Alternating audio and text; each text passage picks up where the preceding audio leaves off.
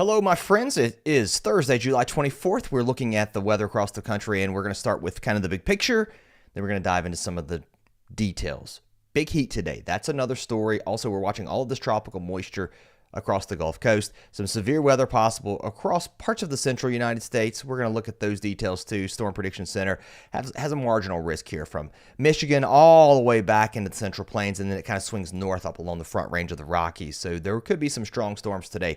But let's start with what's steering these storms and this weather pattern. We've got a decent upper level high parked across the southeast. Everything underneath this high heading in from the east-southeast, that's pushing all that tropical moisture that we're watching along the Gulf Coast, likely into parts of Louisiana and Texas as we head into Friday. That's going to bring more heavy rain across the Gulf Coast states, and we've talked about that severe risk. But overall, I'm going to let this play out because as we look kind of long range here past the weekend, even into next week, there is a bit of a change lurking. So some colder air to the north is going to try to work in from the north. This is probably a better way to look at it.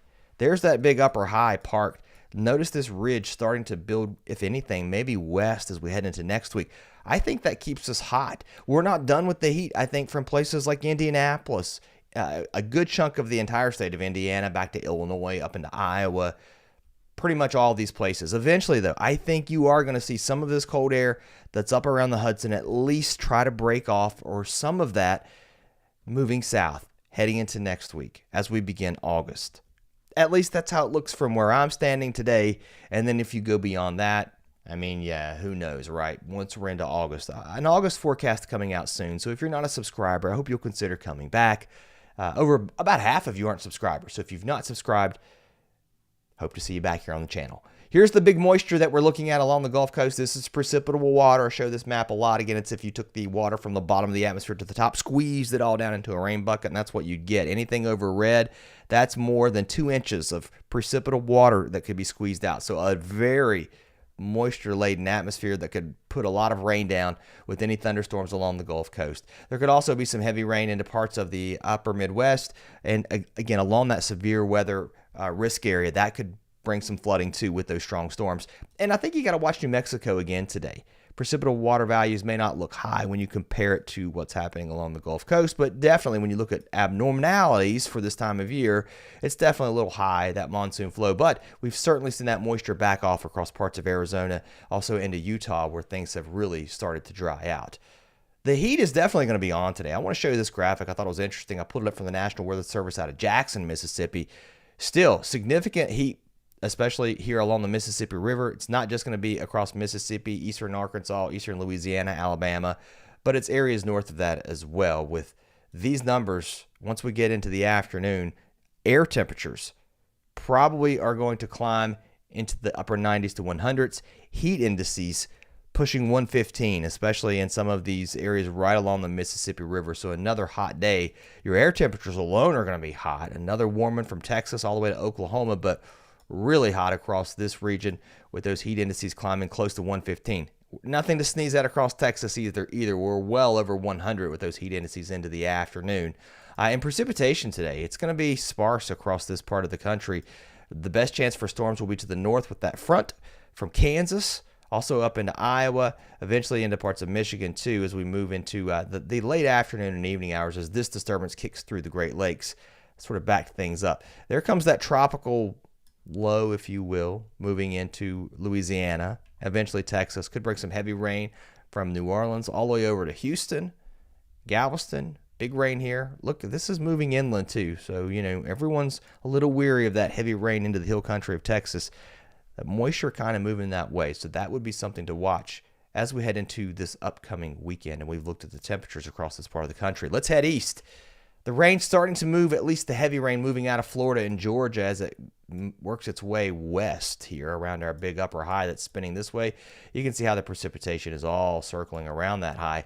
Storms possible again today across parts of the Great Lakes.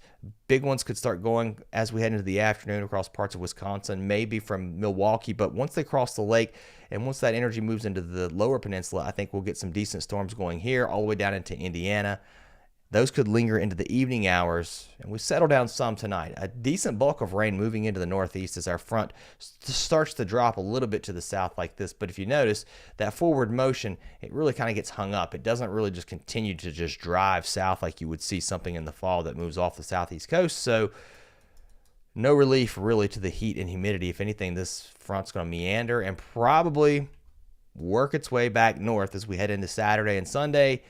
Along that front, your storms would form and move east. So I think we see more activity across the Great Lakes into the northeast. Here's a look at your temperatures this afternoon. We've talked about what's happening across the Mississippi River Valley, but it's definitely hot across the east up to the Great Lakes, all the way into the southeast. Lows tonight not getting very cool. Look at this. We'll be lucky to drop into the mid-70s across parts of Indiana, Ohio, up into eastern Pennsylvania, western Pennsylvania, eastern PA too, starting to heat up as well from Philadelphia to DC, up and down the I-95 corridor. We're probably going to be in the 90s. These are not heat indices. These are temperatures. Forecast numbers from the National Weather Service for Friday. If you think that's hot, look at the heat index. This is what it's going to feel like when you combine that heat and moisture, the humidity in the atmosphere. We've talked about what's happening further west, but look at tomorrow. Heat indices pushing 108, 109 right here along the coast. So again, these are also touch numbers from the National Weather Service. While that might be normal in Georgia, pretty above normal, I think, here for southern New England. And look, this heat continues. I want to stretch this out because I hear from a lot of folks across Indiana, Ohio, back into Iowa, Missouri, wondering when this heat is going to end. Is there any relief? Well, if anything, check this out. I showed you that front moving back north. We're going to see more warm temperatures. This would be into Monday. If you see some relief, I think it comes around the 1st of August. There's a sign of it moving south across first the northern tier, and boom, there you go. So do we see some kind of front pushing south, knocking our heat indexes at least back into the 80s and 70s versus the triple digits? If we do see it, I think it's going to be toward the middle part of next week. The further north you go, clearly the cooler you're going to be, but the areas in between, pretty toasty. Across the southwest, this is an area to watch. We talked about this yesterday. I'm going to tell you again, there were some flash flood warnings too that got hoisted for some areas of New Mexico. I think into Colorado, we're probably going to see that risk again today. As far north as Wyoming. These storms this afternoon and this evening could drop a lot of heavy rain and create a lot of lightning, some big storms, some heavy downpours, some gusty winds. And all of this starts to kick to the east as we head into the overnight into parts of Oklahoma and Kansas, settling down. But that disturbance will help refire storms again tomorrow. And we'll see less coverage, I think, on Friday for New Mexico up into Colorado. Now, I'm going to back this up to today. There's also a piece of energy swinging here across parts of Northern California, bringing some clouds, some showers. You can see everything sort of pinwheeling here. I think that's going to bring another chance of some showers and storms into this part of the country as we head into Friday and maybe even into Saturday too. Things start to ease up a little bit across the southwest, but more chances for rain though I think are ahead. And here's a look at your temperatures across the far southwest. All right, see you next time.